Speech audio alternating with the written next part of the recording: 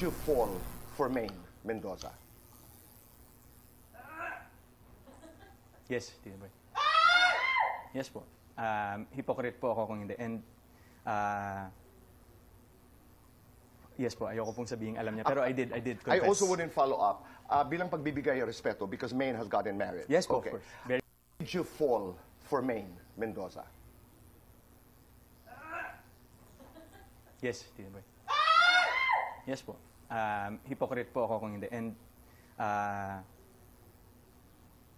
yes po, ayoko pong sabihin alam niya. Pero I did confess. I also wouldn't follow up.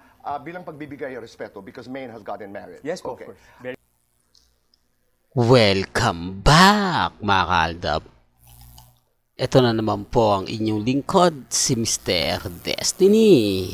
At napakaganda naman po ng narinig nyo. Well, trending po ngayon si Maine Mendoza at ang Aldab Nation. For the record lang po, baka may magre-react na naman po dyan. Trending in Philippines, mga kaaldab. Respeto na lang po sa mga nagre-react at nagko-komento. Finally, at umamin na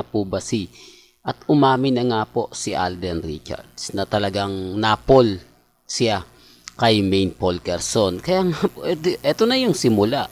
Ito na yung masasabi natin na pagbabago sa 2024. Malakas na ang loob, matapang na si Alden Richards na magsalita. Bakit? Kasi natapos niya na yung mga dapat niyang gawin, yung mga project niya sa GMA, nagawa niya ng maganda, lahat ng mga gusto niyang, sabihin na natin ang kontrata niya sa GMA, lahat po ay ginawa niya na.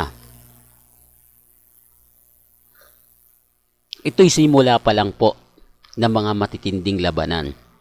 Ito'y simula pa lang po ng masasabi natin na talagang ito na po ba yung point? Ito na po ba yung ganito ganyan? Di po ba? Well, sungala lang po ang kumbaga basag na basag po talaga yung mga army na sinasabi nilang never daw pong nagkagusto si Alden Richards kay Maine Mendoza. O yung mga nagpapakalat niyan, especially mga Alden fanatics, binasag po kayo ni Alden. Anong gagawin nyo?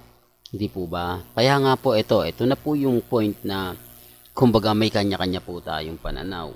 May kanya-kanya po tayong opinion. Sabi ko nga dito po sa channel ni Mr. Destiny, lahat po ng mga gusto nyo pong malaman, pabor man o hindi, ay kailangan updated po kayo. Di po ba? Pero bago natin ituloy itong napakagandang update na to, kung bago ka lang sa channel na to, at isa kang true-blooded Aldab Nation, na nagmamahal po kila Mengay at Isoy, tama po ang channel na pinuntahan mo, kaya consider na po kitang bagong subscriber. At huwag mong kalimutang i-share ang mga video po natin sa mga mami, sa mga titas, at sa mga senyor.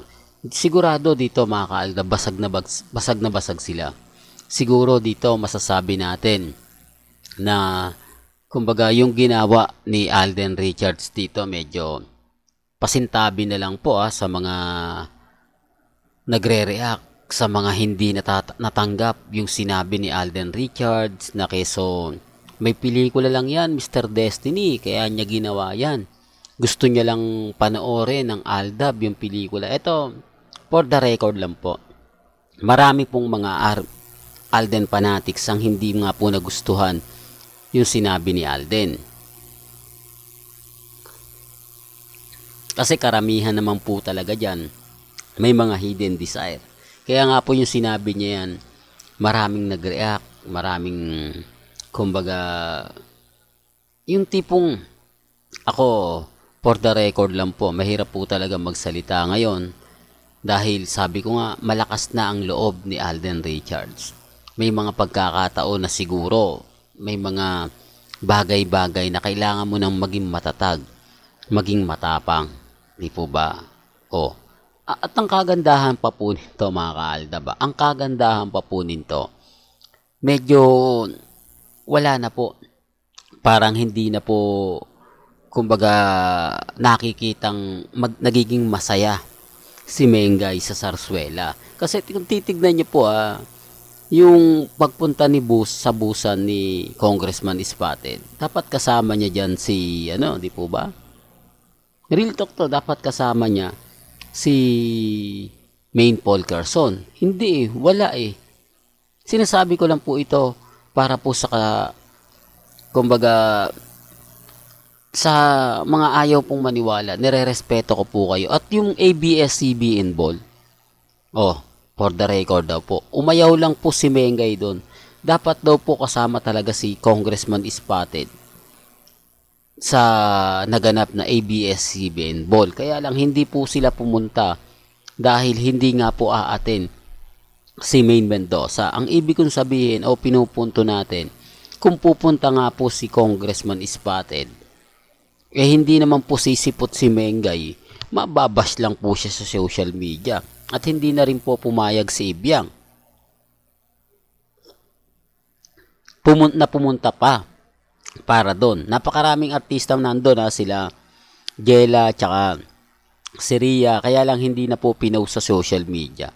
Kinulang po yung pinakita nila. Pero mas marami pong pumunta. Si Ogie Diaz pa po may sabi niya, mga kaldab, sa vlogs niya sa YouTube channel. Patunay lang po yan na talagang malabo na. Ito, i-remind ko lang, baka may mag-react Sabihin nila, hindi naman artista sa ABS-CBN si Maine Mendoza, kaya hindi yan pupunta sa ABS-CBN ball. Kasi hindi naman po siya, artista ng, kumbaga, normal lang na hindi siya pupunta. Ito, common sense na lang po. Di po ba si Maa Salvador, taga ABS-CBN? Di po ba? Pero yung asawa niya, hindi naman po taga ABS-CBN yun Pero bakit pumunta? Bakit nakasama? Ikaw na naman Mr. Destiny, yan ka na naman Kumbaga, pinipilit mo na naman na iparehas lagi si Rambo sa mga kaganapan mo. Halatang halata ka. Baka followers ka nila Maha at ni Rambo. Kasi lagi mo silang binabanggit. Lagi mo silang name-mention. Di po ba? Alam ko naman po. Kaya ako nga po inuunahan sinasabi ko na to para kumbaga maisabi sa inyo.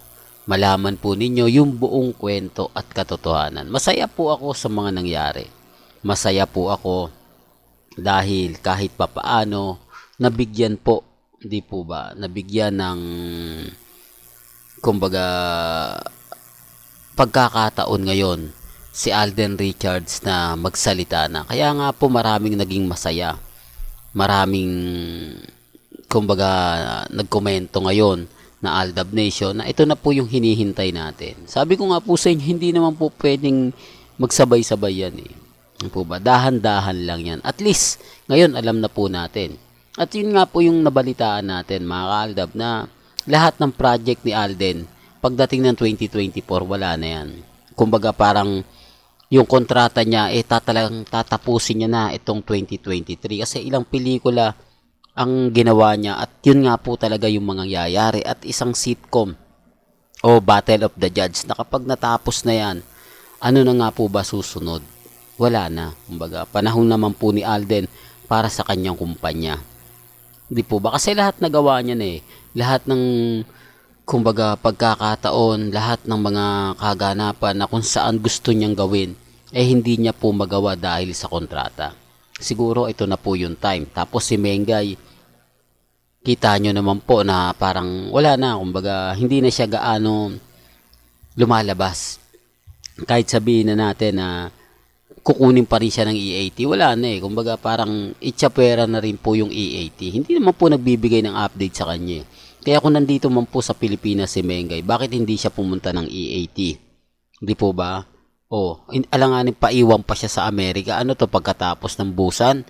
Pupunta ng Amerika si Congressman Spotted. Paano na yung trabaho niya rito bilang congressman? Sabi nga po ng mga ilang politiko o ilang mga anchor na iba daw po ang buhay ni congressman.